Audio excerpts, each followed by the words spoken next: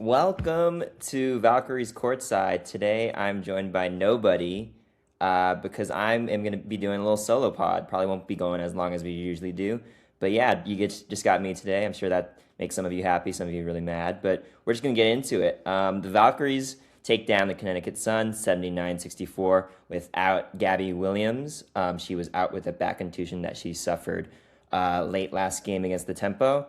And yeah, the Valkyries kind of didn't really need her tonight, which I thought was, that they good on them to rest her. They'd played 4 games in 7 days after this one, so no need to risk further injury there. But yeah, I thought the Valkyries played a pretty complete game. I thought they kind of started off slow, which has kind of been the theme this year. But once they kind of figured Connecticut out, it was kind of easy going from there. Let's go through the stats.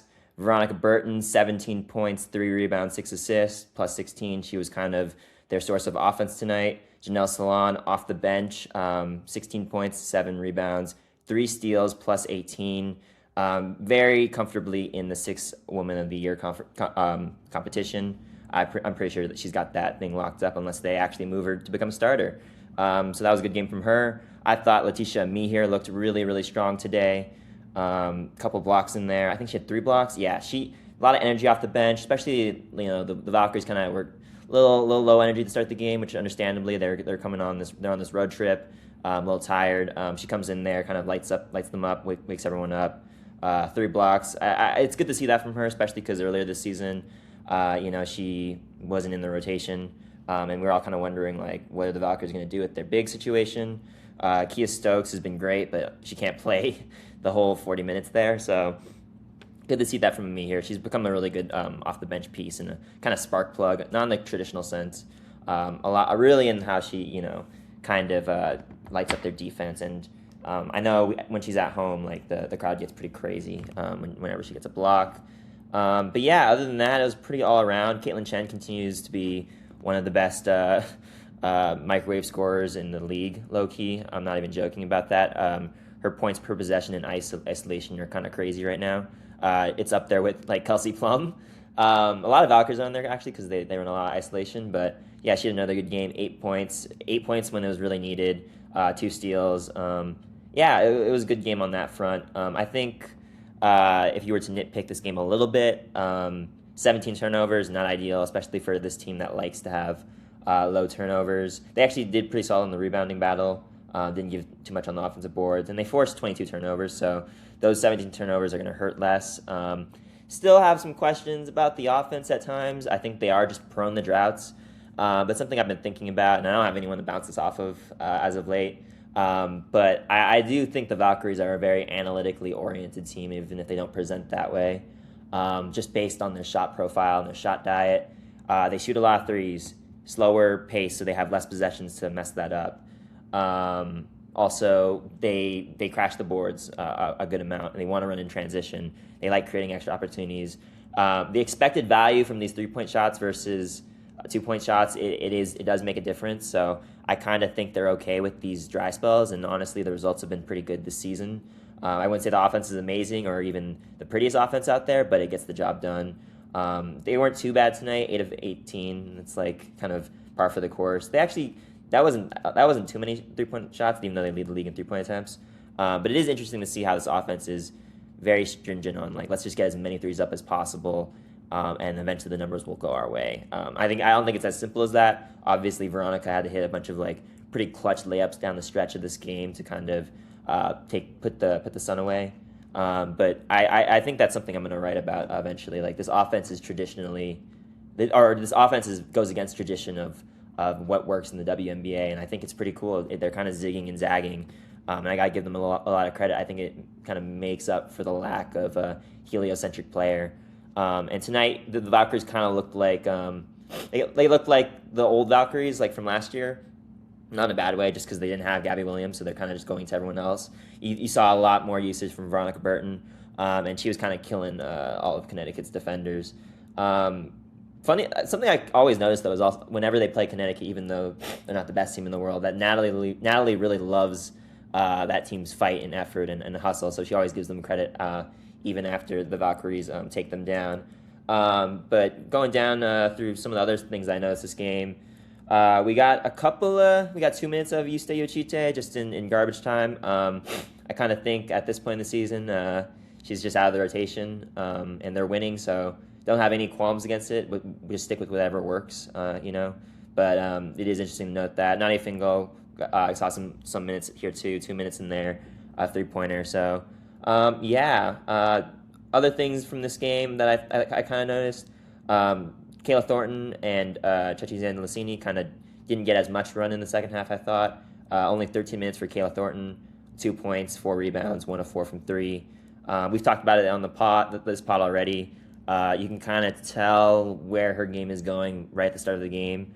It is interesting to note that Natalie has been quicker to get away from that, to not the hook, but like to get to the Janelle Salons or the even the it's called Kyla Charles. Kyla Charles played 30 minutes tonight, and she's been fantastic. She's been really, really good during the 7-game win streak. So yeah, it's really interesting to see. It's kind of a standard win. I'll take you guys through some quotes. I thought this was an interesting one. Ashmir, one of the other Valkyrie beat reporters, asked this on Zoom to Natalie about the 7-game win streak, the positives, and what that means for this team. And Natalie said, it's not an easy goal, but that was our, obviously we wanted to win all 4 games in the last seven days. I'm kind of paraphrasing here. That was their goal. And then Natalie's talking here. I understand it's not an easy goal, but I also have to get them to understand that it's going to be hard. It's going to be harder as we continue, and then preparing them for hopefully when they're healthy during the playoffs. We're trying to prepare, so that's what my thought process is like. She said, hopefully I don't sound negative, but I also want to be honest with them. I want them to stay humble through their wins, because I know we can be better. So that's where my tone is coming from. It's tough love. They want to hear the truth. They told me they want to get better, so that's just my mindset. It's holding them accountable. So that's kind of where the Valkyries are at right now. 7-game win streak, nothing to scoff at, gotta say. I know the schedule's kind of broke in their favor a little bit once they got past that dream stretch of games, but 7 games in the WNBA, that's nothing to sniff at. It puts them at 17-7 on the season. Technically speaking, they are tied in the standings with the Aces and the Lynx. They lose that tiebreaker just because their record against those teams combined is pretty bad. I am interested to see what that matchup looks like later on in the season, because they'll play them a couple more times. But for right now, they are firmly in third. They have a game and a half on the Wings, 3 games on the Liberty, Dream, and Fever, and then 5 games on the Mystics. So they're very much in control of their own destiny in terms of playoff standings.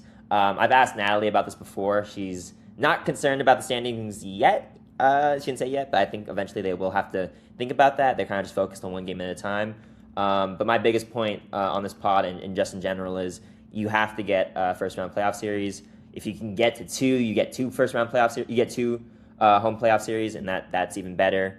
So yeah, I think they have a real shot here to really climb the standings and maybe test the Lynx and Ace here, or at least give them a scare and make them play to the end of the season. Because 17-7, 10 games above 500, that is pretty freaking good, I gotta say.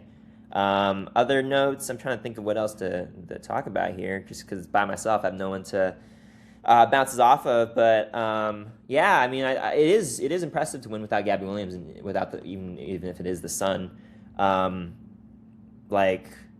She's been pretty important to them scoring wise, and I thought at least in the first 2.5 quarters, the offense wasn't great, wasn't pretty, but it was interesting to see them lean more into Veronica Burton and Janelle Salon's shot making. Let me pull up something real quick, the shot report. Something that kind of tests shot diet in the NBA. Can I find it? Maybe I can't find it. Oh, well. I'm kind of talking in circles here. I'm trying to make it to 10 minutes, but overall, good win. Let's check the Valkyrie schedule here. They got the Mystics 2 in a row. They got the Fever, then the Mystics 2 in a row at home, and then the Mercury to wrap up July. They have a lot of space in between these games, which is good for them.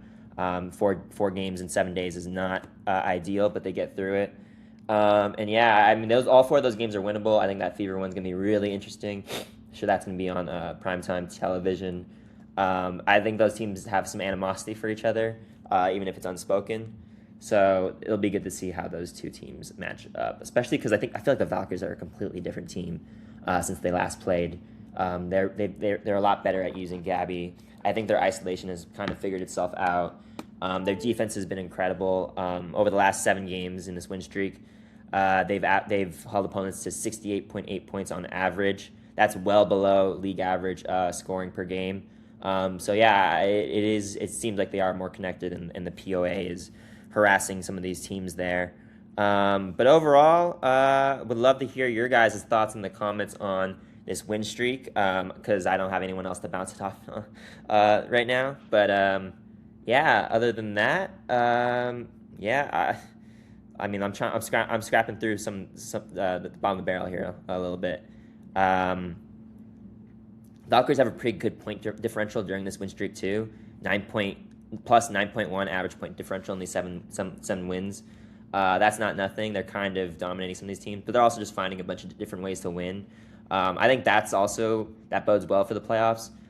Just this win streak in general is good for your confidence, but it's also like you're finding different ways to win. They've been kind of on that the last couple of games.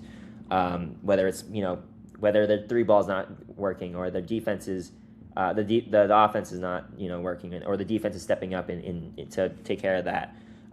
Maybe some nights Gabby Williams doesn't have it going or isn't even playing, or Veronica Burton is relying on Caitlin Chen minutes here and there to kind of fuel the offense. So good win for the Valkyries overall. Only positives from tonight. I think, again, like I've said it before, Nathan said it before, this coaching staff has done a really, really good job this season, especially during this win streak, to kind of game plan these opponents and have these players motivated night in and night out. I think it takes a lot of buy-in from the team to play this hard on a day-to-day basis. And when you have that buy-in, that goes down to culture, that goes down to coaching, that goes down to this team being tighter than any other team in the league. I think this chemistry-wise, I'm just seeing all these videos from this road trip. They seem super locked in on each other in terms of just liking each other. That you can't say that about every team. You just look at the Aces, right? That whole Kennedy Carter situation is super strange, and I know they're winning, but I think chemistry does go a long way for this team, and that's a credit to Natalie. That's a credit to her whole coaching staff, and yeah, we'll see where this goes. We're kind of in the midseason draws here, so don't want to take too much away from this win streak.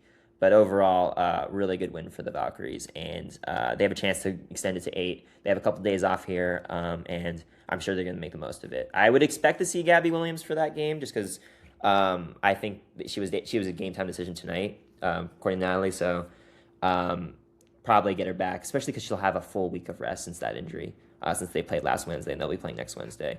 But other than that, you can catch me, Kenzo Fukuda, on Twitter or Clutch Points. If you haven't seen, I'm in Las Vegas, so you can catch me talking to Yaxel Lendeborg or other Warriors players. I have some stuff on that coming shortly. But yeah, stay tuned for more Valkyries coverage. Thanks for indulging in my solo pod today, and subscribe. No codes for you to maybe potentially use, but please subscribe to the channel. It helps all of us out, and hopefully we'll have some guests coming up on soon. So thank you guys for watching, and hope to see you guys. Hope to keep this going. So yeah, later.